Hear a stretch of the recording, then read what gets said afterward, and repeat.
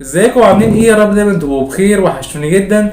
النهارده هتكلم معاكم على اغنيه بهاء سلطان الجديده. لسه نازله كده على حبه حلوين. يلا بينا.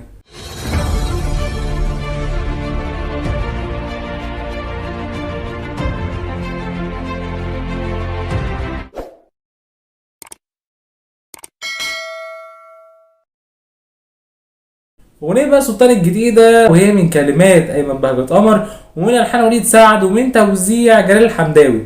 الاغنيه يا جماعه بصراحه انا سمعتها كذا مره، والاغنيه هي من فيلم تحت تهديد السلاح بتاع حسن رداد ويا عمر. الاغنيه يا جماعه بصراحه كده من الاخر من الاغاني التقيله جدا. بهاء سلطان يا جماعه انتوا عارفين من الاصوات الجامده جدا، من الاصوات اللي بتوحشنا دايما. دايما يا جماعه بيعمل شغل مختلف، دايما بيكون فيه جديد. دايما يا جماعه بحب اسمع بهاء سلطان على اي وضع بصراحه يا جماعه. بيليق في كل حاجه يا جماعه، كل الالوان بتليق فيه. الراجل الشعبي اللي هو النظيف بيليق فيه، المواويل، الاغاني العاديه، الاغاني الرومانسيه، الاغاني اللي هي كلها حزن، الاغاني اللي هي الدراما. هو يا جماعه الراجل بصراحه بيليق في كل الالوان وفي كل الاشكال بصراحه. انا يا جماعه بحب ان هو متنوع، دايما بيعمل شغل مختلف برغم المشاكل اللي حصلت، وبرغم ان هو كان واقف الفتره اللي فاتت. بس يا جماعه رجع وعمل البوم سيجاره نزل، بس طبعا هو ناقص اغنيتين.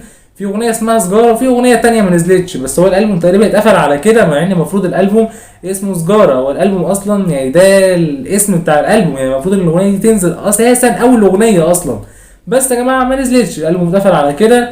وما علينا، البوم وخلاص وعدى، والمشاكل انتهت والحمد لله. انا شايف يا جماعه ان الكلمات بصراحه في هنا ابداع من ايمن بهجت قمر. عامل كلمات حلوه قوي يا جماعه، كلمات بجد يا جماعه دراما من الدرجه الاولى. اللحن يا جماعه كان كويس من وليد سعد. وليد سعد يا جماعه برضه من الناس الملحنين يا جماعه اللي هم القدام جدا جدا، ولحن لفنانين كبار وناس كتير يعني ناس كتير جدا. انا ممكن لو قلت لكم اسمائهم مش هخلص الحلقه تقريبا، هنفضل قاعدين في الحلقه هنا سنه.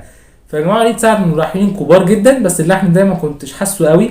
شايف ان اللحن كان كويس نوعا ما. بحب بصراحه برضه شغل الراجل ده، بس في الاغاني المقسومه في الحاجات اللي زي كده بحس انها الفتره الاخيره في تشابه، مش شايف فيه جديد. يعني بصراحه لا، في اختلاف كبير جدا انا شايفه في الاغنيه.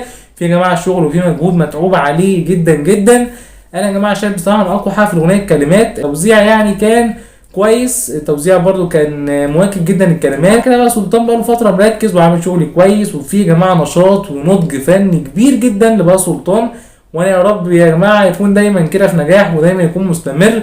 عشان يا جماعه من الناس اصلا اللي بتحبه جدا. بس مش معنى ان انا شفت غلطه او شفت حاجه مش كويسه او حاجه غلط حصلت، او مثلا في الاغنيه لقيت عيب او لقيت حاجه ما اطلعش اقولها. انتوا عارفين ان انا بتكلم معاكم بصراحه. شايف انها من الاغاني كويسه جدا، شايف ان بقى سلطان فيها شغل كويس متعوب فيها جدا ككلمات. بقى سلطان طبعا يا جماعه انتوا عارفين صوت قوي جدا. حكايه الاغنيه بشكل عام اقوى حاجه فيها كانت الكلمات والتوزيع. اللحن كان كويس نوعا ما. بس يا جماعه الكلمات هي اللي كانت توب جدا في الاغنيه. وبرده شاركوني برايكم في الكومنتات تحت وقولوا لي ايه اللي عجبكم اكتر، الكلمات ولا اللحن او التوزيع. شايفين ان الاغنيه دي يعني بقى سلطان كانت لايقه فيه ولا لا؟ انا عن نفسي شايف انها من الاغاني اللي كانت لايقه فيه جدا، وكانت كويسه كمان عليه يا جماعه ان هو بقى سلطان زي ما قلت لكم.